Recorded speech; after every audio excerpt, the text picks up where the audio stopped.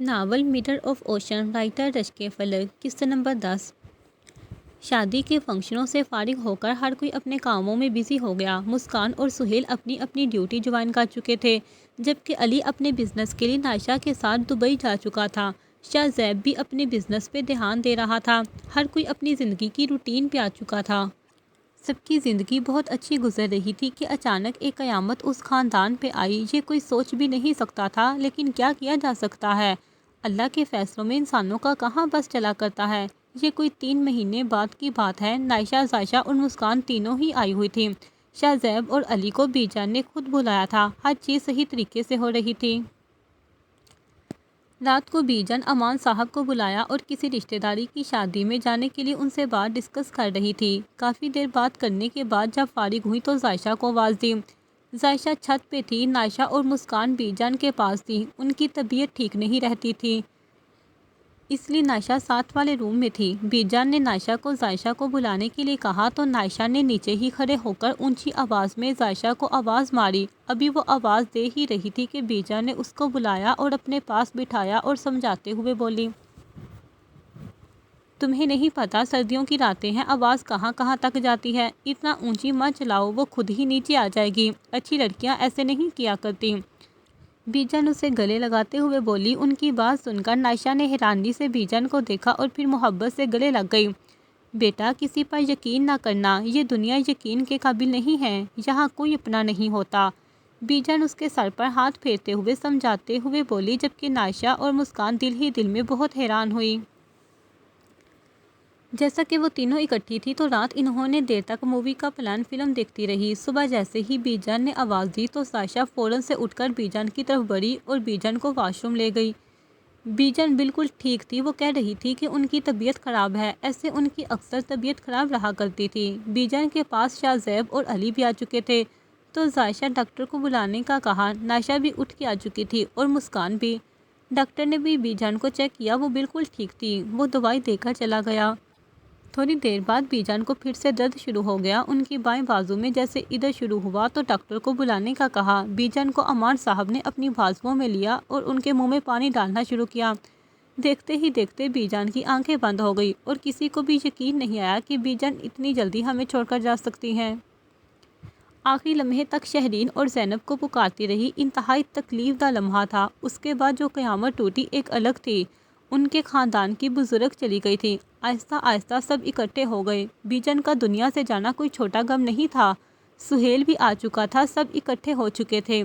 انتہائی تکلیف دہ لمحہ تھا۔ بی جان کے جانے کے بعد ہر چیز بکھر گئی تھی۔ وہ بیٹیاں جو وہ شوق سے آیا کرتی تھی وہ آنا کم ہو گئی تھی۔ اب ان کی وہ رونق نہیں رہی تھی۔ وہ بچے جو روز آیا کرتے تھے اب آنا کم ہو گئے تھے۔ وہ بھائی، وہ گھر جن میں محبت کبھی کم نہیں ہوتی تھی اور وہاں لڑائیاں جھگڑے شروع ہو گئے تھے۔ زمینوں کو لے کر، حالات کو لے کر انہیں ان سے حالات نہیں سمجھ رہے تھے اور چھوٹی چھوٹی بات پر کبھی عورتوں میں تو کبھی مردوں میں مسئلے ہو رہے تھے۔ کیونکہ پہلے تمام فیصلے بی جان کیا کرتی تھی، اسی لیے کبھی کسی کو ضرورت ہی نہ پڑی تھی۔ اب انہیں ایک دوسرے کے فیصلے غلط لگ رہے تھے۔ وہ بہن شہرین جو ہر ایک کا فیصلہ کیا کرتی تھی اب اس کے فیصلے بھی بھائیوں کو غلط لگ رہے تھے۔ انہیں باتیں سنائی جا رہی تھی۔ حالات کو دیکھ کر گھر کے بچے، عورتیں اور بڑے سب ہی پریشان تھے۔ ان کا جانا ان کے لیے کسی بہت بڑے غم سے کم نہ تھا۔ ہر کوئی اپنی روٹین پہ آ چکا تھا۔ ہر کسی کی روٹین سیٹ ہو چکی تھی۔ یہ جھگڑے ابھی بھی چل رہے تھے اور وہ خاندان جو کبھی محبت کی مثال ہوا کرتا تھا اب وہاں بکھرتے حالات کو دیکھ کر سب نے آنا جانا کم کر دیا تھا۔ کہتے ہیں مائیں مر جاتی ہیں تو بیٹیوں کے لیے دروازے بند کر دیے جاتے ہیں، ان کا کھانا بھی بوجھ لگنے لگ جاتا ہے۔ یہی حال وہاں تھا۔ کسی بھائی کے گھر کھایا جائے اب ان پہ روٹی بھاری ہونے لگ گئی تھی۔ وہ گھر جہاں خوشیوں کہکوں کی کھلکاریوں گونجا کرتی تھی اب وہاں صرف ویرانیاں ہی رہ گئی تھیں۔ رشتوں کو نظر لگ جایا کرتی ہے، خوشیوں کو نظر لگ جایا کرتی ہیں اور یہ نظر ہر چیز کو ختم کر دیا کرتی ہیں، خوشیوں کو ویرانیوں میں بدل دیتی ہیں۔ ان گھروں کی ویرانیاں دیکھ کر دل گھبراتا تھا اور قسمت نمی لی ہے مسکرا کر رہ گئی۔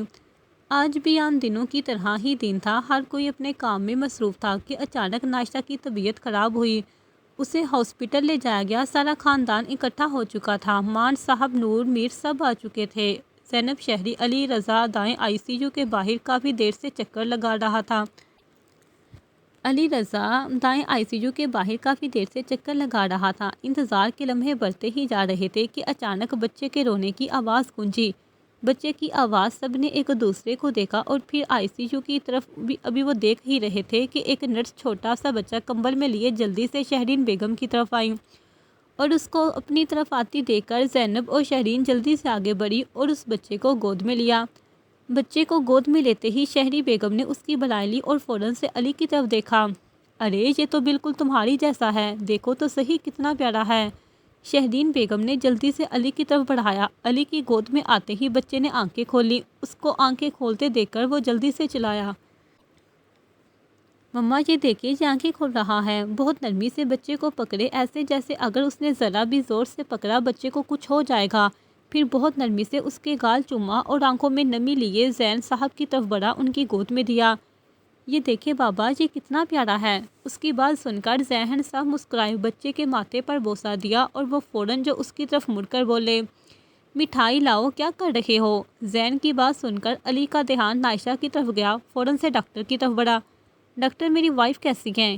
اس کو اس طرح پریشان ہوتے دیکھ کر ڈاکٹر نرمی سے مسکرائی اور بولی، وہ بالکل ٹھیک ہیں، تھوڑی دیر تک انہیں دوسرے روم میں شفٹ کر دیا جائے گا، تب آپ ان سے مل سکتی ہیں۔ ڈاکٹر کی بات سب کے چہروں میں مسکراہٹ پھیل گئی۔ باقی لڑکے جلدی سے مٹھائی لینے بڑھے۔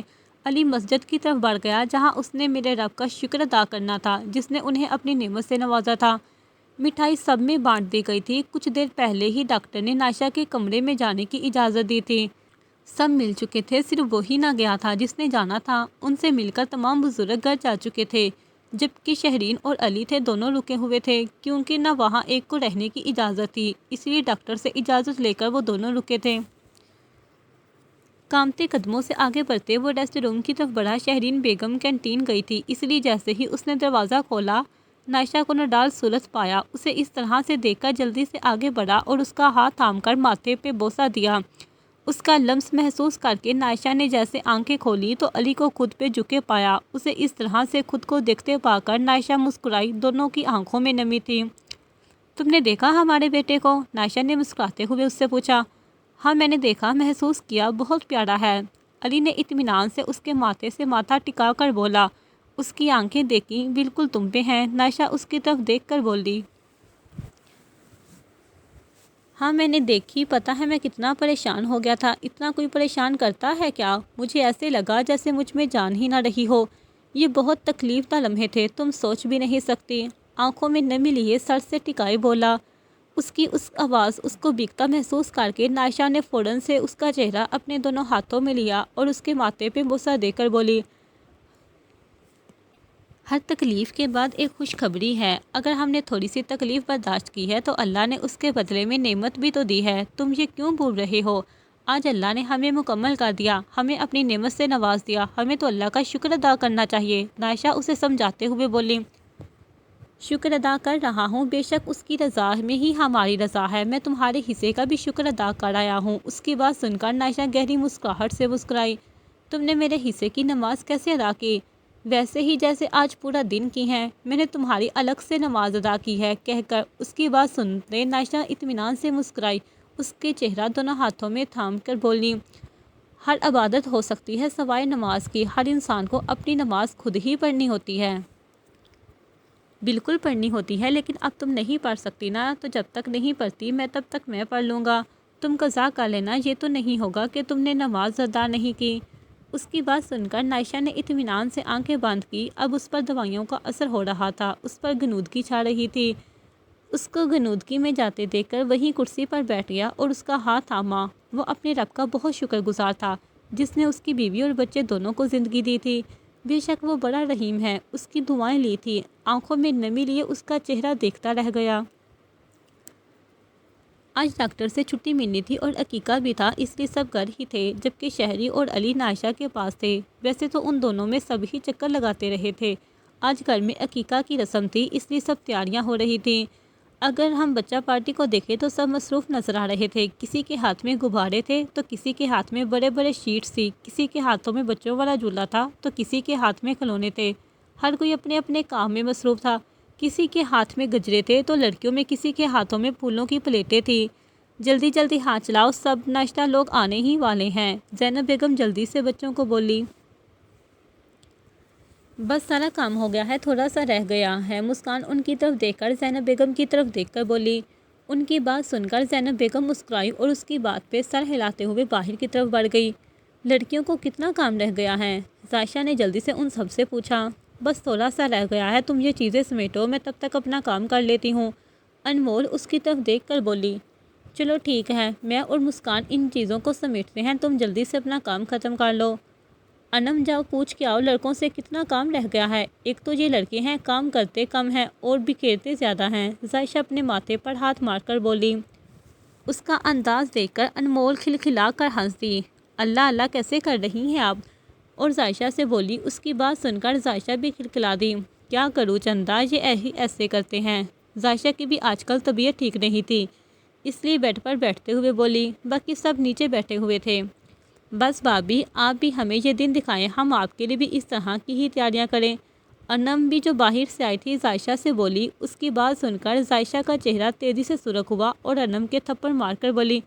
شرم تو نہیں آتی؟ یہ تمہارے کرنے کی باتیں تو نہیں ہیں؟ عائشہ کی بات سن کر مسکان کھلکھلا کر ہنسی۔ ہاں بھائی، یہ تو ان کے کرنے کی باتیں ہیں، ہم یہ بات کہاں جانتے ہوں گے؟ اس کی بات سن کر عائشہ کانوں کو ہاتھ لگاتی ہوئی باہر کی طرف بڑھ گئی اور دروازے کے پاس جا کر بولی۔ ابھی بتاتی ہوں پپو کو کیسی باتیں کر رہی ہو، تمہیں بھی رخصت کروا لائیں، شرم تو نہیں تمہیں چھو کر گزری؟ ابھی وہ کہہ رہی تھی کہ باہر سے سہیل کو اندر آتے ہوئے دیکھا اور بولی۔ میری بات سنو، میں کہہ دے رہی ہوں اس لڑکی کو رخصت کروا لو، یہ خراب ہو گئی ہے۔ اس کے کندھے پہ تھپڑ مار کر بولی۔ اس کی بات سن کر نہ سمجھی سے اس کی طرف دیکھا اور پھر چہرے کو گھور کر عائشہ کی ایک سائڈ سے نکل کر پیچھے دیکھا تو وہاں ان تینوں کو نیچے بیٹھے پایا، جبکہ عائشہ کی بات سن کر انمول اور انم کھلکھلا رہی تھی۔ مسکان شرم سے چہرہ جھکائے بیٹھی تھی۔ اسے اس طرح سے چہرہ چھپے بیٹھے دیکھ کر وہ سمجھ گیا تھا کہ اس نے کوئی گڑبڑ کی ہے اور عائشہ کی طرف مڑ کر بولا۔ میری بھابھی، ہم تو کب سے تیار ہیں، آپ ہی ہیں جو ہمیں نہیں دے رہے، ہم تو کب کی لے کے جائیں اور آپ کو پتہ بھی نہ چلے۔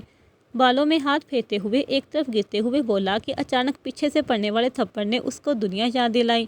شرم کر لو، کر دیں گے تمہاری شادی، دے دیں گے لڑکی۔ زینب کو پیچھے کھڑا دیکھ کر جی بڑھ کے شرمندہ ہوا۔ ارے آنٹی، میں نے کچھ نہیں بولا، بھابھی کہہ رہی تھی کہ اپنی لڑکی لے جاؤ، آپ بتائیں میں کہتا کچھ اچھا لگتا ہوں پھر؟ سہیل انتہائی معصوم بنتے ہوئے بولا۔ اس کی بات سن کر زینب نے اس کے کندھے پر مارا۔ ہاں جیسے میں تو جانتی ہی نہیں۔ چلو عائشہ، تمہارے کھانے کا ٹائم ہو گیا ہے۔ اور عائشہ کو لیتے ہوئے باہر کی طرف بڑھ گئی۔ ان کو جاتے دیکھ کر وہ بھی آگے کی طرف بڑھ گیا۔ انہیں جانتے تھے سہیل مسکان انم اور انمول کی طرف بڑھا اور بولا۔ اب تم نے کیا کارنامہ سر انجام دیا ہے جو بھابھی ایسے کہہ رہی تھی؟ ارے میں نے کچھ نہیں کیا، یقین کرو میرا، مسکان معصوم بنتے ہوئے بولی۔ اس کی معصوم شکل دیکھ کر یقین تو نہیں آیا تھا لیکن پھر بھی کرتے ہوئے بولی۔ یقین جانو، مجھے تم پہ بالکل بھی یقین نہیں آیا لیکن میں تم پہ یقین کر رہا ہوں۔ ہاں انم، تم بتاؤ کیا بات ہے؟ اور ان کی طرف بڑھا۔ ارے بھائی، میں آپ کو بتاتی ہوں، فوراً سے بولی۔ اسے اس طرح سے بتاتے دیکھ کر مسکان نے جلدی سے اس کے منہ پہ ہاتھ رکھا اور بولی۔ خبردار، جو تم نے ایک لفظ بھی بولا مجھے جانتی ہو نا؟ اسے اس طرح سے دھمکی دیتے دیکھ کر سہیل نے اپنا دایاں بڑو اٹھا کر پوچھا۔ ریلی؟ اس کا انداز دیکھ کر مسکان نے ان دونوں کو گھورا اور اپنا اپنا کام کرنے کو کہا۔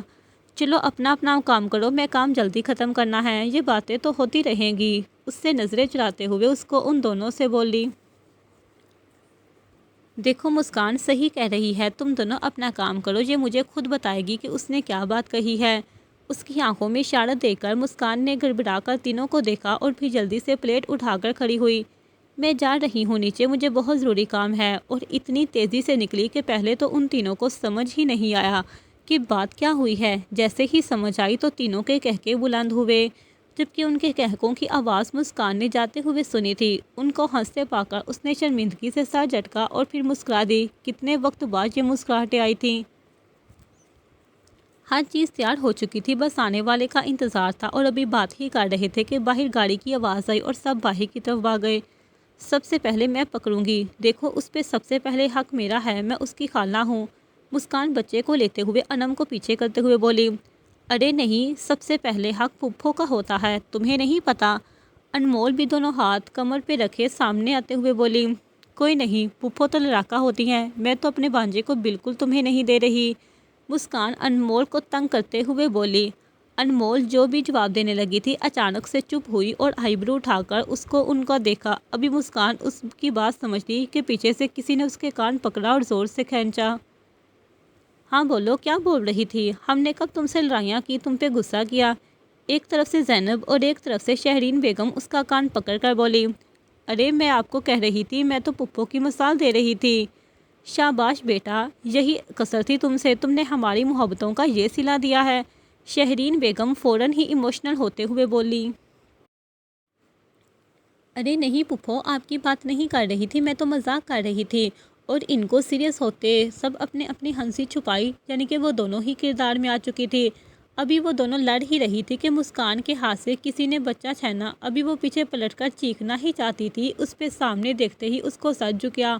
وہ اتنے لوگوں کے سامنے کیسے کہہ سکتی تھی کہ وہ نہیں دینا چاہتی، لیکن کیا کہا جا سکتا ہے؟ سب سے پہلا حق چچا کا ہوتا ہے تو پہلے وہی اٹھائے گا۔ سہیل بچے کو گود میں لیے پیار کرتے ہوئے بولا۔ اس کی بات سن کر شاہ زیب اور ہارون جلدی سے آگے بڑھے اور اس سے بچہ لے کر بولے، سب سے پہلا حق تایا کا ہوتا ہے، تمہیں نہیں پتا نادان لڑکے؟ ہارون نے خود کو بزرگ ثابت کرتے ہوئے بولا۔ ارے نہیں، سب سے پہلے چچا کا ہوتا ہے اور سب سے چھوٹا چچا ہوتا ہے۔ اور اس کے ہاتھ سے بچے کو لیتے ہوئے شاہ زیب بولا، جبکہ ان کی بات سن کر سہیل اور ہارون نے دونوں نے اسے گھوڑا۔ تم درمیان میں ہو، تم چھوٹے نہیں ہو، چھوٹا میں ہوں۔ ارے آپ کہاں سے چھوٹے آ گئے؟ آپ سے چھوٹے بھی بہت ہیں، ہم دیکھیں نا ان میں کھڑے ہیں۔ سہیل کی بات سن کر حسن اور عمر آگے بڑھے، وہ سب میدان میں لڑنے کے لیے کھڑے تھے۔ انہیں اس طرح لڑتے دیکھ کر نائشہ مسکرائی، جبکہ علی نے حیرانی سے ان سب کو دیکھا اور فوراً سے آگے بڑھا اور بولا، سب سے پہلا حق باپ کا ہوتا ہے، تم سب اپنا اپنا کام کرو، میرے چھوٹے سے بچے کو کھلونا سمجھ رکھا ہے تم لوگوں نے۔ اور جھڑکتے ہوئے اندر کی طرف بڑھ گیا، جبکہ وہ تینوں نے حیرانی سے دیکھا۔ شاہ زیب اور سہیل نے ہارون کی طرف دیکھا اور بولے، بھائی اب بڑے ہی ہیں نا؟ جبکہ اس کی بات سن کر ہارون نے ان دونوں کو گھورا اور ایک ایک گردن پر لگاتے ہوئے بولا، بڑا ہی ہوں، سمجھ نہیں آتا، بس گھر میں کوئی عزت نہیں کرتا، مجھے تو سمجھ نہیں آتی میرے بڑے ہونے کا فائدہ کیا ہے۔ اور سر جھٹکتے ہوئے باہر کی طرف نکل گیا۔ اسے اس طرح سے جاتے دیکھ کر ان دونوں نے ایک دوسرے کو دیکھا اور پھر کندھے اچکا کر اندر کی طرف بڑھ گئے۔ علی جیسے ہی بچے کو لے کر اندر بڑھا تو تمام لڑکیوں نے پھول اوپر سے نچھاور کرنے شروع کر دیے۔ علی اور نائشہ نے ان سب کو دیکھا اور پھر ایک دوسرے کو۔ کتنے وقت بعد یہ خوشیاں تھیں۔ جانے والے تو انسان کو ہر لمحے یاد آتے ہیں، انہیں بھی بی جان یاد آتی تھی اور آنی تھی۔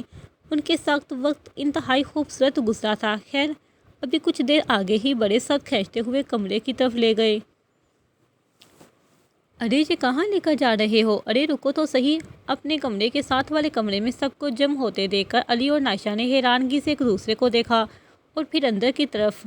جیسے ہی اندر آئے تو زمین پر غبارے ہی غبارے تھے، جبکہ تمام دیواروں پر کہیں اسپائڈر مین، کہیں بنٹن، پتہ نہیں کون کون سے کارٹون تھے، اور نیچے انتہائی خوبصورت اور نرم قالین بچھا ہوا تھا۔ تمام ٹیبلز، بیڈ، جھولا، کھلونے، ہر چیز تھی اور بیڈ کے اوپر لائٹنگ کی گئی تھی۔ کمرہ کہیں سے بھی ایک گھر کا کمرہ نہیں لگ رہا تھا، ایسے لگ رہا تھا جیسے کسی بڑے مال میں کوئی شاپ ہو یا کوئی ایسے کھلونوں کی دکان ہو۔ بڑی ساری کمرے کی خوبصورتی کو دیکھ کر انہوں نے ایک دوسرے کی طرف دیکھا اور تمام بچے پارٹی کی طرف سے جنہوں نے یہ سرپرائز دیا تھا، اور علی دل سے مسکرایا۔ تم سب کو یہ کرنے کی ضرورت نہیں تھی، علی سہیل اور شاہ زیب کے کندھے پر ہاتھ رکھ کے بولا۔ شاہ زیب نے وہی ہاتھ اس کی گردن پہ مارا اور بولا، بڑا ہوں تم سے، ذرا شرم نہیں ہے؟ میرے بھتیجوں کو مجھے پکڑنے بھی نہیں دیا۔ اتنے سیریس ماحول میں ایسا مذاق سن کر علی نے اپنی سوچ پر لعنت بھیجتے ہوئے ان کو گھورا۔ شرم تو نہیں آتی؟ میں خود ایک بچے کا باپ ہو گیا، لیکن تم لوگوں کو شرم نہیں آتی؟ میرے بچے کے سامنے ہی مجھے مارتے ہو۔ اس بات کو اس نے کچھ زیادہ ہی سیریس لے لیا تھا۔ ارے میں تمہارے پوتوں کے سامنے بھی تمہیں ماروں گا، تم دیکھنا، شاہ زیب بچے کو پیار کرتے ہوئے بولا۔ ارے تم مارو گے، میں بھی لگا دوں گا تمہارے دو۔ شرم نہیں آئے گی تمہیں اپنے بچوں کے سامنے اپنے بڑے بھائی پہ ہاتھ اٹھاتے ہوئے؟ ہاں تو جب بڑے بھائی کو ہی شرم نہ آئے تو پھر چھوٹے کیا کریں؟ ارے تم دونوں لڑائی چھوڑو، یہ بتاؤ اس بچے کا نام کیا ہے؟ لو جی، یہاں بچہ 3 دن کا ہوگا اور انہیں ابھی تک نام ہی نہیں پتا چلا۔ ہاں تو مجھے کون سا تم لوگوں نے بتایا ہے؟ اس کو گلا سن کر نائشہ اور علی نے ایک دوسرے کو دیکھ کر مسکرائے اور پھر ایک ساتھ بولے، ضمائر علی رضا۔ ضمائر ماشاءاللہ بہت پیارا نام ہے، لمبی زندگی صحت دے۔ سہیل ماتھا چومتے ہوئے بولا، آ جاؤ سب لوگ، کھانا لگ گیا ہے، اور نائشہ تم بھی کمرے میں جو اتنی دیر کھڑا ہونا ٹھیک نہیں، آرام کرو جا کر۔ شہرین بیگم جلدی سے نائشہ کو اس کے کمرے میں بیچ کر تمام بچے پارٹی کو کھانے کے لیے لے گئی۔ کھانے کا اہتمام بہت اچھا ہوا تھا، سب نے بہت خوشی سے کھانا کھایا، اور بچہ پارٹی نے رات دیر تک نائشہ اور علی کو تنگ کیا، اور آج 1 بجے جا کر وہ اپنے اپنے کمروں میں لیٹے۔ ابھی کچھ ہی دن ہوئے تھے بچے کے گھر آنے سے، بڑے بچوں کے ساتھ کھیلتے اپنی پریشانیوں کو بھول گئے تھے، پھر سب خاندان ملنے لگے تھے، بہاریں پھر سے لوٹ رہی تھی، جانے والوں کی جگہ پر ہونے لگی تھی، اسی طرح گزرتے بھی ہیں۔ بچے کو آئے ہوئے مہینہ ہو چکا تھا کہ اللہ نے پھر سے انہیں خوشخبری سے نوازا اور اپنی رحمت زینب میں بھیجے۔ اللہ نے شاہ زیب کو رحمت سے، جس کا نام رکھا تھا عجائب۔ اب گھر میں 2 بچے آنے کی وجہ سے دونوں گھروں میں رونق لگی رہتی تھی۔ کبھی تمام بچہ پارٹی علی کے گھر ہوتے تھے اور کبھی شاہ زیب کے گھر۔ نائشہ تقریباً ٹھیک ہو چکی تھی، اس کا شہری بیگم نے بہت زیادہ خیال رکھا تھا۔ بچہ انمول اور انم کے پاس ہی ہوتا تھا، کبھی کبھی تو کبھی کبھی تم نائشہ کو بھی باری نہیں ملتی تھی، سب نے باریاں لگا رکھی تھی، کوئی نہ کوئی یہاں پر بچوں کو اٹھا لیتا، بچے کے پیچھے اتنی دیر تک بحث چلتی رہتی، پھر وہی کہانیاں شروع ہو گئی تھی۔ کبھی وہ بچے تھے، ان کی نانیاں دادیاں ہوا کرتی تھی، اب ان کے بچے بڑے ہو گئے تھے، رونقیں آ گئی تھی، جو مائیں تھی وہ دادیاں بن گئی تھی، جو بیٹیاں تھیں وہ مائیں بن گئی تھی، اپنے فرض نبھانے لگی تھی، ہر کوئی بہت ہی خوش تھا۔ اب تمام بچہ پارٹی ضد میں تھے کہ خاندان میں کوئی شادی آئے، لیکن ابھی بڑے تمام شادی نہیں کرنا چاہ رہے تھے، چونکہ ایک تو بی جان کو دنیا سے گئے بہت زیادہ وقت نہیں ہوا تھا، اور دوسرا بھی بچے چھوٹے تھے۔ عائشہ اور نائشہ دونوں کی حالت ایسی نہیں تھی کہ شادی کا فنکشن انجوائے کیا جائے، اور ویسے بھی لڑکیوں کو تو پتلے ہونے کی وجہ سے بھی بہت ہی جلدی ہوتی ہے کہ ہر فنکشن وہ پتلی سلم سمارٹ نظر آئیں، یہی حال ان کا تھا۔ وہ تمام بچہ پارٹی کو منع کر رہی تھی کہ بھئی شادی کا میں نہ کیا جائے، ابھی انہیں تھوڑا وقت دیا جائے۔ 6 مہینے سال کا، یعنی سب لڑائی جھگڑوں میں 1.5 سال گزر گیا، اور آخر بڑوں نے رقیہ بیگم کی طبیعت کو دیکھتے ہوئے سہیل کی شادی رکھی۔ جیسے کہ شادی کی تیاریاں ہو رہی تھی، ویسے ہی ان دونوں کی ڈیوٹی بھی تھی۔ وہ دونوں اپنی اپنی ڈیوٹی میں مگن تھے، اور گھر والے شادی میں، سب لوگ تمام رسموں میں، تمام شادی کی تیاریوں میں مسکان کو شامل کرنا چاہتے تھے، لیکن جیسا کہ مسکان اپنے کسی کیس پہ کام کر رہی تھی، تو وہ بالکل بھی شادی کی تیاریوں میں دلچسپی نہیں لے رہی تھی۔ سہیل کی ڈیوٹی تھی، وہ بھی کسی اپنے آپریشن میں مگن تھا، جس کا اس پر بہت زیادہ پریشر تھا، سو وہ مصروف تھا۔ باقی لڑکے اور لڑکیاں ان کی شادی کی تیاریوں میں مگن تھے، ان میں عائشہ اور نائشہ بڑھ چڑھ کر حصہ لے رہی تھی، جو بھی تھا ان کی شادی میں بہت بڑھ چڑھ کر حصہ لیا تھا، اور ویسے بھی ابھی شادی کے بعد لیٹ سے شادی آنی تھی۔ بچے چھوٹے تھے، سو وہ چاہتے تھے کہ شادی پہ تمام ارمان پورے کیے جائیں۔ ہر دن کوئی نہ کوئی شاپنگ کے لیے گیا ہی ہوتا تھا، کبھی کسی کا دوپٹہ رہ گیا، کبھی کسی کے لیے کچھ رہ گیا، دلہن کی چیزیں ہی پوری ہونے نہیں آ رہی تھی، دلہے کا روم ڈیکوریٹ کروانا تھا، تمام ذمہ داریاں علی نے لے رکھی تھی، ان سے کلر اور تمام سیٹنگ پوچھ لی تھی، باقی جناب پسند نہ آئے وہ خود ہی سیٹ کر لیں گے۔ اس بات پر عمل کرتے ہوئے وہ تیاریاں کروا رہے تھے۔ وقت تیزی سے گزر رہا تھا کہ وقت کم تھا اور چیزیں زیادہ تھیں، حتیٰ کہ مسکان کا جہیز بنا ہوا تھا، چیزیں آئی ہوئی تھی، پھر بھی اتنی چیزیں رہ گئی تھی، تمام ہال کی بکنگ وغیرہ، اور اتنا تو پہلی شادی میں نہیں ہوا تھا جتنا اب ہو رہا تھا، اور کوئی نئے نئے ڈریس نکال رہا تھا اور نئے نئے فنکشن سیلیبریٹ کرنا چاہتا تھا، کوئی کہہ رہا تھا برائڈل شاور کرنا ہے، کوئی کہہ رہا تھا کہ مایوں ڈولکی کی رسمیں الگ سے کرنی ہیں، مایوں کے سارے کپڑے بنیں گے، پہلی ڈولکی ہوں گے، دوسری ہوں گے، اور پتہ نہیں کیا کیا رسمیں نکالی جا رہی تھی، جبکہ بڑے پریشان تھے کہ یہ رسمیں کہاں سے نکل کے آ رہی ہیں۔ انہوں نے یہی کہا کہ مہمانوں کو مہندی مایوں والے دن بلایا جائے گا، باقی جو رسمیں کرنی ہے وہ گھر میں کر لی جائیں، دوستوں کو بلا لیا جائے، یہی ہو سکتا ہے۔ اسی پر عمل کرتے ہوئے سب بچہ پارٹی تیاری میں مگن تھے۔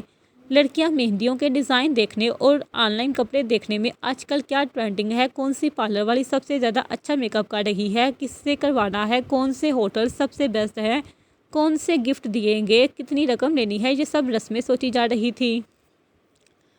آج مائیوں کا دن تھا، دلہا اور دلہن دونوں غائب تھے جن کی مائیوں تھی، حتیٰ کہ انہوں نے کہا تھا کہ آج کے دن وہ پہنچ جائیں گے، لیکن جیسا کہ وہ نہیں پہنچے تھے تو تمام گھر والے انتہائی پریشان تھے، مہمان آنا شروع ہو گئے تھے، ڈولکی تو ویسے بھی 2 دن سے ہو رہی تھی، جبکہ نور بیگم انتہائی پریشان تھی، نہ کوئی دلہن کو ہلدی لگی تھی، نہ کوئی فیشیل، نہ پارلر، اس کو کوئی فنکشن نہیں کیا گیا تھا، تو اس لیے نہ دلہن پارلر گئی تھی تو رنگ روپ کیسے آئے گا؟ آخر بیٹی کی ماں تھی، خیال تھا، تو ان سب کو مد نظر رکھتے ہوئے ہر کوئی مختلف پریشانیوں میں مگن تھا۔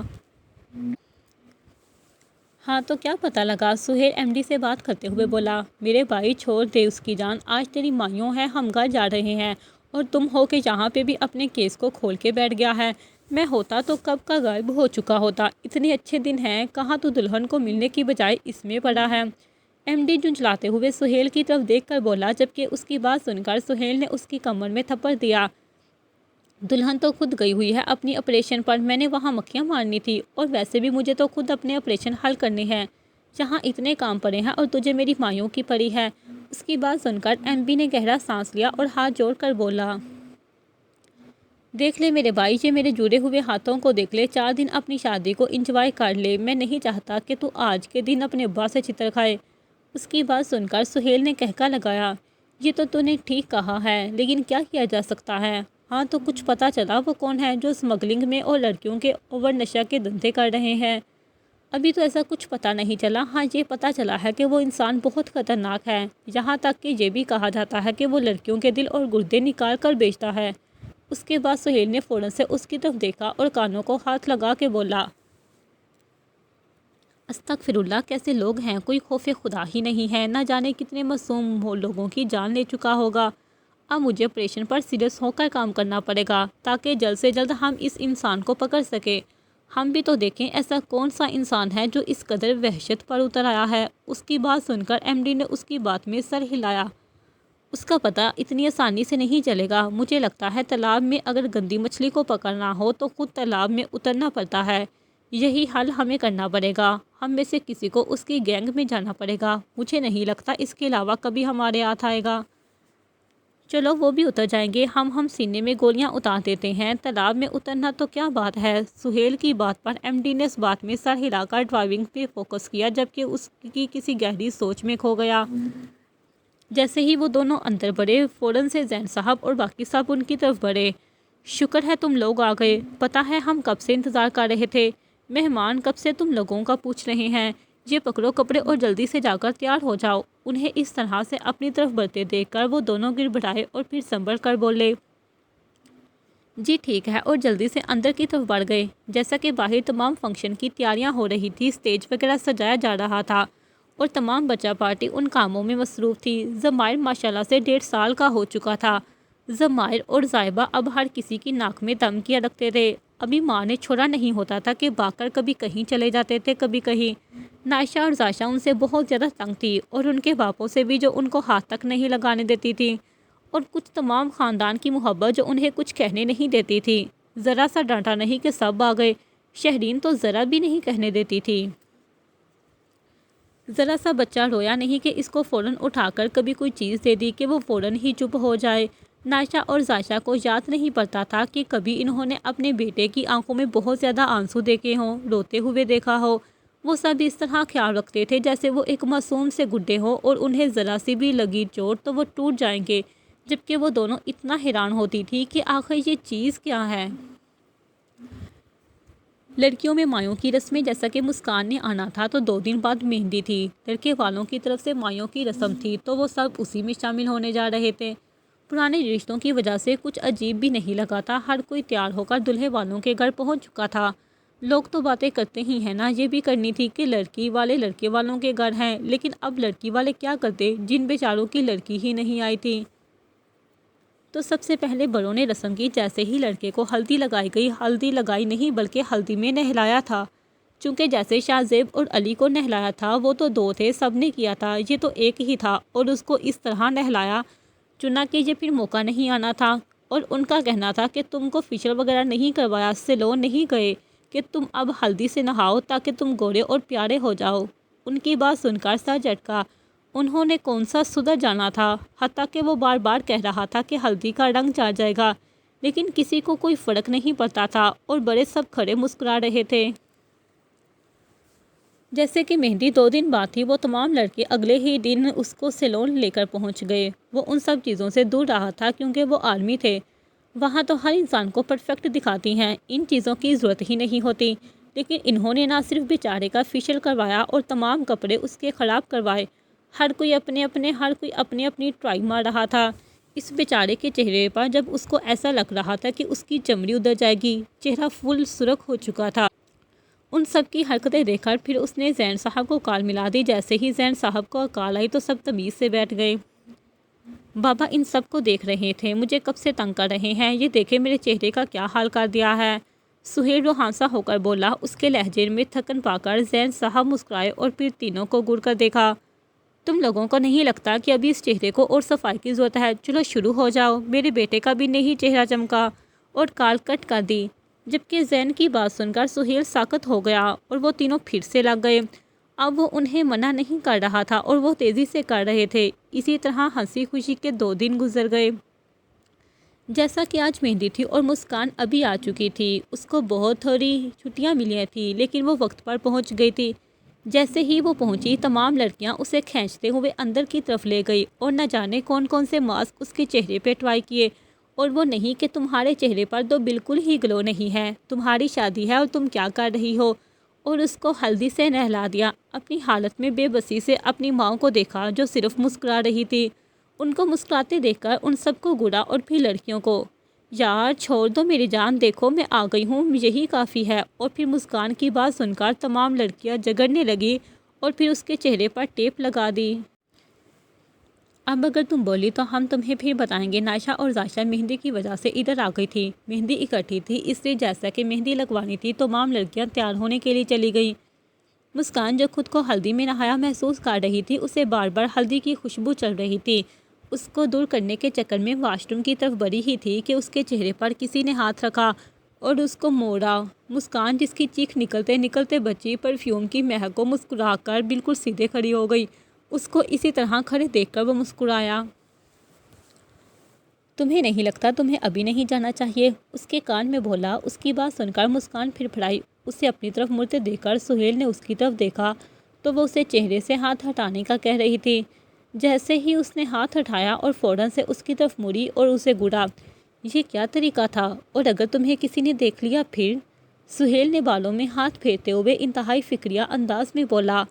ارے تم فکر ہی مت کرو، میں اپنے باہر بندے کھڑا کر کے آیا ہوں، کسی کی اتنی جرأت نہیں کہ ایسے جائے۔ ابھی بول ہی رہا تھا کہ دروازہ بجا۔ جیسے ہی دروازہ بجا مسکان نے پریشانی سے اسے دیکھا اور جلدی سے واش روم کی طرف کھینچتے ہوئے بڑھ گئی اور دروازہ بند کرتے ہوئے بولی۔ آ جاؤ۔ نور بیگم دروازہ کھول کر اندر آئی۔ ارے ابھی تک تم نہائی نہیں؟ مہندی والی لڑکیاں آ چکی ہیں۔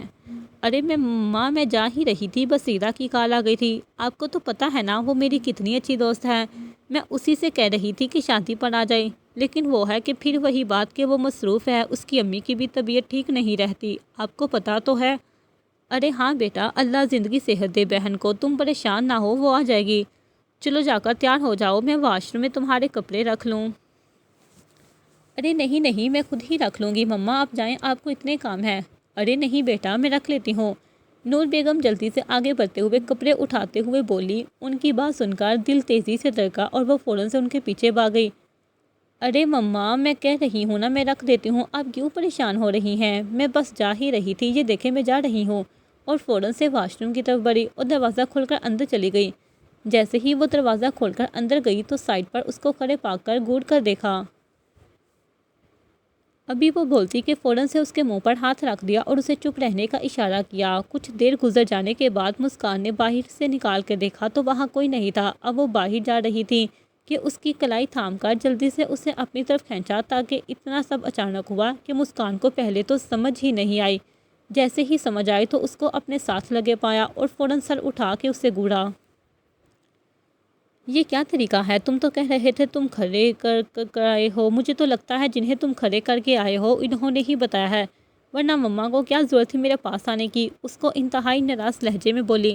ارے ایسا نہیں ہو سکتا، وہ کیسے بتا سکتے ہیں؟ انہوں نے مجھ سے خود کہا تھا کہ وہ میرا خیال کر کے مجھے تم سے ملنے دے رہے ہیں اور وہ پوری کوشش کریں گے کوئی اندر نہ آئے، تو مجھ سے لکھوا لو، میں کہہ رہی ہوں انہوں نے ہی۔ ابھی وہ بول ہی رہی تھی کہ اچانک سے باہر کا دروازہ کھلا۔ جیسے ہی باہر کا دروازہ کھلا، شکر تھا واش روم کا دروازہ بند تھا۔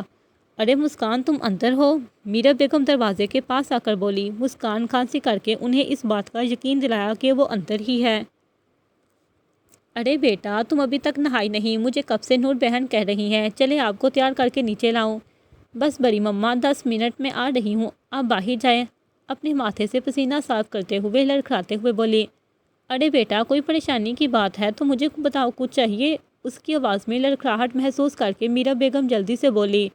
उनकी बात सुनकर अब सही से मुस्कान के पसीने छूटे। अरे नहीं मम्मा, कोई बात नहीं है, ये वैसे ही मुझे ठंड लग रही है। अरे तो बेटा, तुम्हें गर्म पानी से नहाना चाहिए, गीज़र ऑन कर लो, तुम्हें नहीं पता? मीरा बेगम उसे समझाते हुए बोली। मम्मा, ऑन किया हुआ है, फिक्र ना करें। चलो ठीक है, मैं बाहर जा रही हूँ, तुम फिक्र ना करो। जी मामा। उनको बाहर जाते देखकर उसने पलट कर उसे घूरा। और तंग कर लो थोड़ा, चलो निकलो, शर्म तो ख़त्म हुई है तुम लोगों में। वॉशरूम से निकालते हुए बोली। अभी उसने वॉशरूम से बाहर नहीं निकाला था कि फिर से दरवाज़ा बजा। मुस्कान सर पर हाथ मारकर चलाई। अब कौन है? अरे आप ही मैं हूँ, क्या हो गया है? मैं ये कहने आया हूँ कि मम्मा कह रही हैं आपके कपड़े अलमारी में रखे हैं। मेरा जो अभी बेचारा दरवाज़ा बजा ही रहा था, उसको उनकी आवाज़ सुनकर गड़बड़ा और जल्दी से बात कहकर निकल गया। उसके बाद मुस्कान शर्मिंदा हुई और फिर घूर के उसे देखा। अब जाओगे या मैं खुद भेजूँ? दिल तो नहीं कर रहा, लेकिन क्या किया जा सकता है? क्या ख्याल है आज मेहंदी ना ही मनाए तो? उसकी बात सुनकर मुस्कान का चेहरा तेज़ी से सुर्ख हुआ और बोली, ज़्यादा फ्री मत हो, चलो निकलो यहाँ से। और उसे विंडो की तरफ धकेल कर बोली। अरे मैं विंडो की तरफ से कैसे जाऊँगा? जैसे मैं तुम्हें जानती ही नहीं, तुमने ट्रेनिंग ही नहीं की, वैसे ही जैसे मुंह उठाकर तुम कमरे में आए थे। अरे लड़कियां तो चाहती हैं उन्हें रोमांटिक हस्बैंड मिले, एक मैं हूँ जो तुम्हारी खातिर इतनी बड़ी जंग लड़कर आया हूँ और तुम्हें कोई एहसास ही नहीं। वो कोई और होती होंगी, उन्हें चाहिए होगा। तुम प्लीज़ अभी चले जाओ। और फिर हाथ जोड़कर बोली। उसे टेंशन थी कि अभी कोई और ही ना आ जाए। एक तो वो नहाई भी नहीं थी। उसको हाथ छोड़ के देखकर तड़प कर आगे बढ़ा और फ़ौरन से उसका माथा चूमा और उसकी गाल से गाल ऐसे मिस की कि हल्दी दोनों के गालों पे लग गई। और उस पल की तस्वीरें लेते जल्दी से विंडो की तरफ बढ़ा और छलांग लगा दी। उसको इस तरह छलांग लगाते देखकर मुस्कान की हल्की सी चीख बुलंद हुई और फ़ौरन से विंडो की तरफ आई। लेकिन ये क्या? जैसे ही वो विंडो की तरफ आई तो उसको वही विंडो पर लटकते हुए पाया। उसको लटकते पाकर मुस्कान खुद की सोच पर लानत भेजती जल्दी से नहाने के लिए बढ़ गई। जारी है।